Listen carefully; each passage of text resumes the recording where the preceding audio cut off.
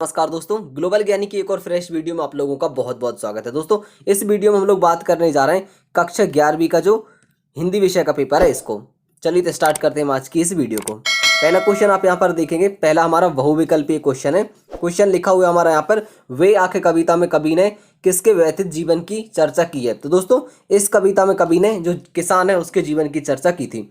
प्रश्न हमारा दूसरा यहाँ पर है, पंडित अलोपदीन ने मुंशी वशीधर को किस पद पर नियुक्त किया। तो दोस्तों, इन्होंने इनको मैनेजर के पद पर नियुक्त किया था। इसके साथ हम देखेंगे अगला वाला क्वेश्चन। प्रश्न क्रमांक 3 हमारा यहाँ पर लिखा हुआ है, लता मंगेशकर के पहले चित्रपट संगीत के क्षेत्र में इस प्रसिद्ध गायिका का बोलबाला था। तो दोस्तों, जो नूरजहां थी उनका बोलबाला था। इसी के साथ हम बढ़ेंगे अगले प्रश्न की तरफ। प्रश्न क्रमांक 4 हमारा यहाँ पर है, टेढ़ी खीर मुहावरे का अर्थ है। दोस्तों, टेढ़ी खीर जो मुहावरा है उसका अर्थ हमारा होगा कठिन कार्य। इसी के साथ अगला प्रश्न हमारा यहाँ पर है, प्रश्न क्रमांक 5, श्रृंगार रस का स्थायी भाव है। तो दोस्तों, जो श्रृंगार रस है उसका स्थायी भाव होता है हमारा रति।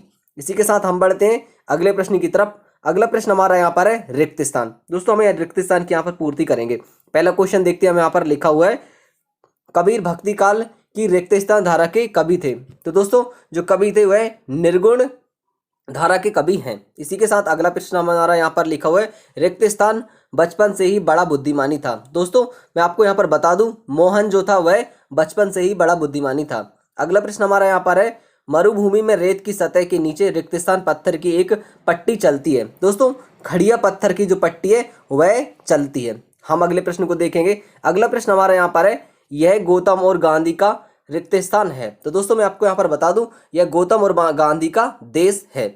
यहाँ पर देश आ जाएगा। अगला क्वेश्चन हमारा यहाँ पर है, रस के रिक्त स्थान अंग हैं। तो दोस्तों, रस के 4 अंग होते हैं, तो यहाँ पर 4 वाला आप टिक कर लेंगे। हम इसके बाद देखते हैं सत्यासत्य।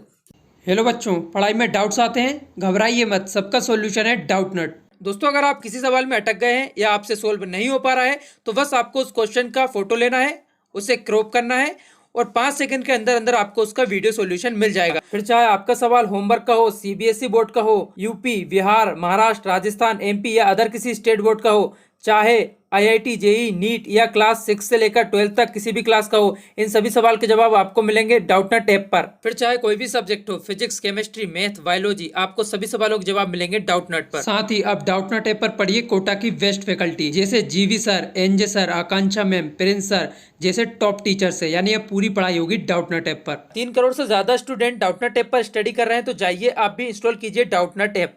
दोस्तों, सत्यासत्य लिखे हुए हमारे यहाँ पर पहला देखेंगे, मीरा के गुरु नरसिंह मेहता थे। तो दोस्तों, मैं आपको यहाँ पर बता दूं, यह असत्य हो जाएगा क्योंकि मीरा के गुरु नरसिंह मेहता नहीं थे। अगला हमारा यहाँ पर क्वेश्चन है, स्पीति में बारिश पार्ट 1 संस्मरण है।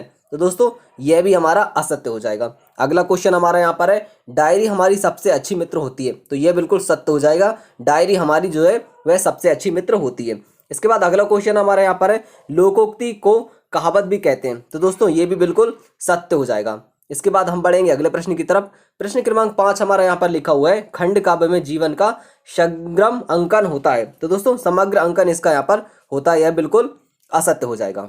हम बढ़ेंगे इसके बाद में अगले क्वेश्चन की तरफ, जो कि आपकी एक सही जोड़ी है, हमें इसको मैच करना है। पहला क्वेश्चन आप यहाँ पर देखेंगे, कुलनाशी। तो दोस्तों, कुलनाशी का हो जाएगा हमारे यहाँ पर कुल का नाश करने वाली। तो यहाँ पर आ जाएगा ई दा नंबर पर आपका।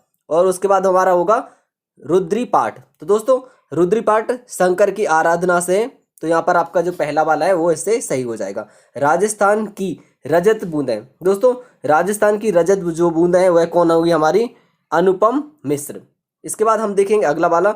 अगला हमारा यहाँ पर है 3 तेरह होना। तो दोस्तों, 3 तेरह होना का अर्थ होगा बिखर देना, यानी कि बिखर जाना। ये आपका सा नंबर से मैच हो जाएगा। इसके बाद हमारा होगा यहाँ पर महाकाव्य। तो मैं आपको यहाँ पर बता दूं, महाकाव्य एक रामचरितमानस है। तो महाकाव्य का कौन सा हो जाएगा, हमारा बा नंबर का। दोस्तों, ये आपकी सही जोड़ी थी। उम्मीद कर रहा हूं मैं आपने इनको अच्छे से यहाँ पर लिख लिया होगा। हम इसके बाद बढ़ेंगे अगले प्रश्न की तरफ। यहाँ पर देखते हैं हम अगला प्रश्न हमारा यहाँ पर है, एक वाक्य में उत्तर दीजिए। आपको यहाँ पर इनके आंसर लिखे हुए दिखाई दे रहा है, मैं एक बार पढ़कर आपको बता देता हूँ। पहला क्वेश्चन यहाँ पर हमारा है, पतन पाप पाखंड जले पंक्ति में कौन सा अलंकार है। तो दोस्तों, यहाँ पर पा का बार बार उच्चारण हो रहा है, तो यहाँ पर कौन सा हो जाएगा, हमारा अलंकार। अगला वाला होगा अनुप्रास हो जाएगा। अगला वाला हमारा यहाँ पर है, जिसे क्षमा ना किया जा सके उसे एक शब्द में कहते हैं। तो दोस्तों, क्या कहते हैं उसे हम, अक्षम्य। लाइव से क्या जो लाइव प्रसारण है से क्या आशय है? तो दोस्तों किसी भी कार्यक्रम का सीधा प्रसारण लाइव प्रसारण कहलाता है। अगला क्वेश्चन हमारा यहाँ पर है, नेहरू जी का स्वागत जनता कैसे करती थी? तो भारत माता की जय के नारे लगाकर नेहरू जी का स्वागत करती थी जनता। अगला हमारा यहाँ पर क्वेश्चन है, चिराग किसका प्रतीक है? तो दोस्तों चिरांगा जो है वो आशा या फिर सुव्यवस्था का प्रतीक है। ये तो थे आपके एक शब्द में उत्तर। इसके बाद हम देखेंगे अगले वाले क्वेश्चन को। दोस्तों यहाँ पर आपका फिर 2 नंबर का क्वेश्चन है, प्रश्न क्रमांक 6, लोग मीरा को बावली क्यों कहते हैं? दोस्तों इसका आंसर हो जाएगा, लोग मीरा को बाबरी इसलिए कहते हैं क्योंकि वह कृष्ण प्रेम में पागल होकर उनकी मूर्ति के सन्मुख नाचती रहती हैं। वह कृष्ण को अपना पति मानती हैं। मीरा संतों की संगति में रहती हैं। इन बातों के कारण लोग उन्हें बाबरी कहते हैं। तो ये आपका 6वां नंबर का क्वेश्चन था। इसके बाद हम देखेंगे 7वें नंबर के क्वेश्चन को। 7वें नंबर का प्रश्न हमारा यहाँ पर है, डरते हुए भी कवि ने उस किसान की आंखों की पीड़ा का वर्णन क्यों किया है? तो दोस्तों डरते हुए भी कवि ने उस किसान की आंखों की पीड़ा का वर्णन किया है क्योंकि वह चाहता है कि पूरे देश उसकी पीड़ा को समझे। अगला वाला क्वेश्चन हम यहाँ पर देखेंगे, प्रश्न क्रमांक 8 हमारा यहाँ पर है, स्पीति का नाम इतिहास में कम क्यों है? तो दोस्तों स्पीति का इतिहास में कम ही नाम आता है क्योंकि ऊंचे दर्रों व कठिन रास्तों के कारण यह आम संसार से कटा रहता है। वहाँ आवागमन अत्यंत कठिन है।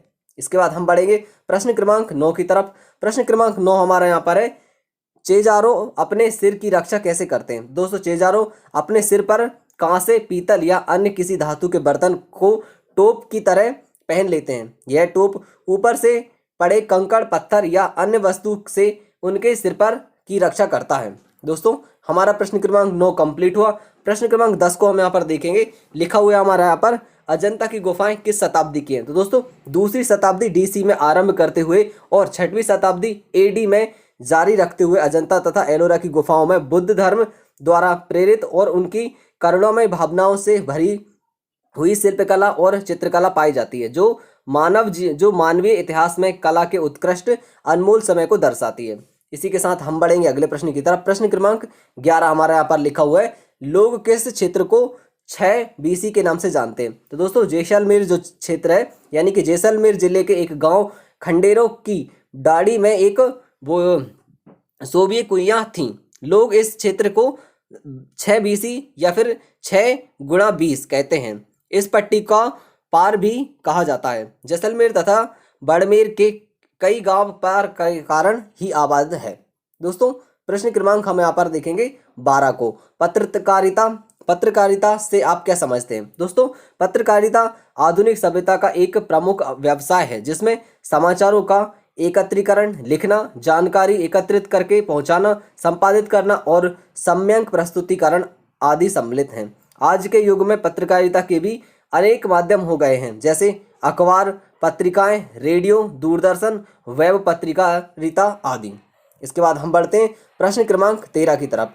प्रश्न क्रमांक 13 हमारे यहाँ पर है, मौखिक संचार का क्या आशय है? दोस्तों मौखिक संचार शाब्दिक या मौखिक संचार से तात्पर्य बोलचाल के माध्यम से संदेश को व्यक्त करना है। यह व्यक्तियों के बीच संसार का सामना करने के लिए आमने सामने है और इसमें टेलीफोन, इंटरकॉल और सार्वजनिक भाषण आदि के माध्यम से संचार शामिल है। दोस्तों हम बढ़ेंगे अगले प्रश्न की तरफ। प्रश्न क्रमांक 14 को आप यहाँ पर देखेंगे। लिखा हुआ है, निम्नलिखित वाक्यों को शुद्ध कीजिए। तो पहला आपका यहाँ पर दिखाई दे रहा है, आपको लिखा यहाँ पर, कृपया शीघ्र पत्र देने की कृपा करें। तो दोस्तों यहाँ पर जो कृपया है वह गलत है, तो यहाँ पर इसका आंसर क्या हो जाएगा हमारा, शीघ्र पत्र देने की कृपा करें।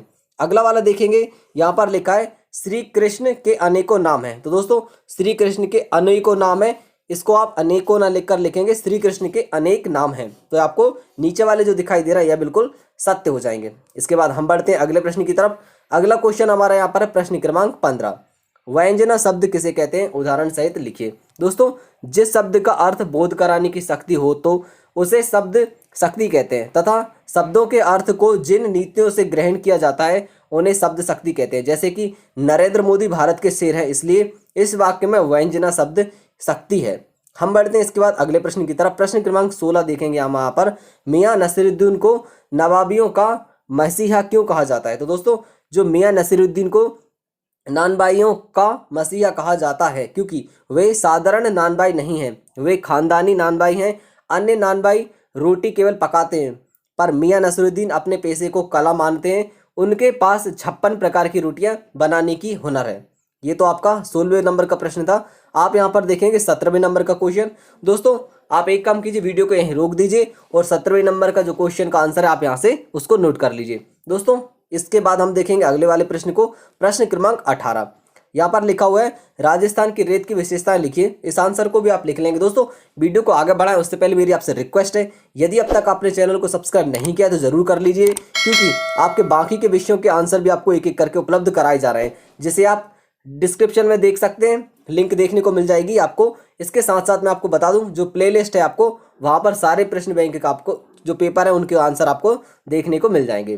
प्रश्न क्रमांक 19 हमारा यहाँ पर कंप्लीट हुआ। दोस्तों मैं आपको यहाँ पर बता दूं इस वीडियो में केवल जो आपके 19 क्वेश्चन है इनको ही कवर किया था।